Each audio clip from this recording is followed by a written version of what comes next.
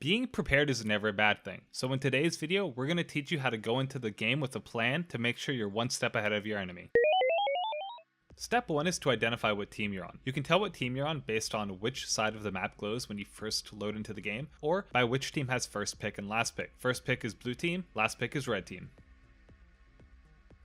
Step 2 is to pick a champion, and while you may already have a champion in mind, it's always good to think about how the champions interact with the side you're on. In this example, we're going to be playing Lee Sin and showing how the sides affect him.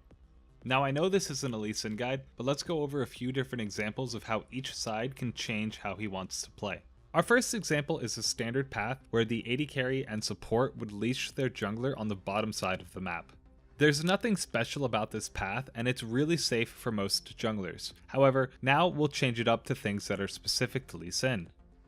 A blue side Lee Sin is much more versatile than a red side Lee Sin. That's because a blue side Lee Sin can safely start at his red buff without making any weird adjustments to who leashes and where he starts. I'm only going to go over 3 common paths. The first one is for Lee Sin to do his red, then go to his Krugs, and then head over to the Scuttle Crab to contest the bottom side one into a gank. He may also start his red, go to his wolves, and then go to the Baron Scuttle Crab and look for a gank after that. He's also got the aggressive option of invading by going from his red buff to his wolves to the enemy red buff. Because Lee Sin isn't reliant on his blue buff, and because he gets to start at his red buff, it gives him the option to make his early game very fast paced. Our paths can also vary depending on how we want to play against the enemy jungler, and then they can vary again when we find out how our lanes are winning or losing in the early game. Let's go over how our path will change against an enemy jungler first. For this example, we're going to be against Amumu.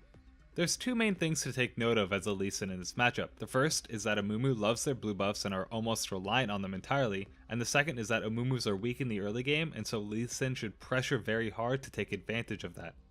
With that being said, a red to wolves to enemy red buff invade seems like a pretty great path for this matchup.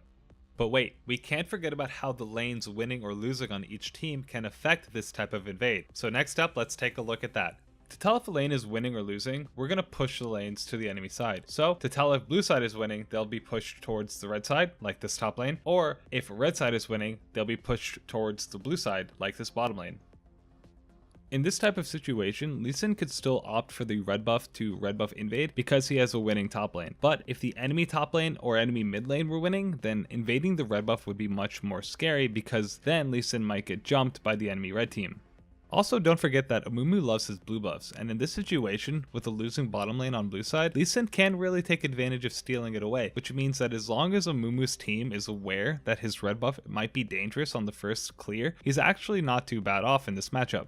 The last things to consider are your runes and your items. Runes are usually pretty standard and hover between 1 or 2 pages during a specific patch, but your items can change between 1 or 2 builds, but those builds are completely different and can change your playstyle a lot. Here are 2 build examples. The one on the left is to fill the semi-tank role. This build is usually for when you want to go in and kick a priority target to your team so that they can deal damage to them while being able to survive the travel to get to that target in the first place. This build also usually means that you didn't get as far ahead in the early game as you'd like, and so you had to divert from being a damage dealer to mostly a tank. The build on the right is more of an assassin type build. This is something that you would see on a Lee Sin that gets extremely far ahead because it allows him to one-shot basically anybody on the enemy team or several people at once if he gets a really good kickoff.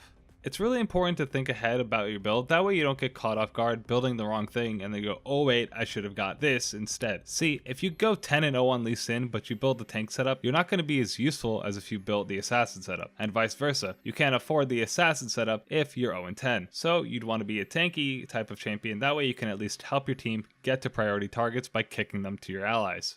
Alright, now time for a quick recap before we end the video. Step 1 is to identify what side you're on. Step 2 is to think about the champion you'd like to play. Step 3 is to combine those 2 things and think about how the side you're on affects the champion you're deciding to play. Step 4 is to think about your direct matchup depending on the side you're on. Step 5 is to think about how the lanes can affect that matchup. Step 6 is to think about the runes that you want for that game and then the items you potentially will build in that matchup and depending on the team comps and team roles in that game.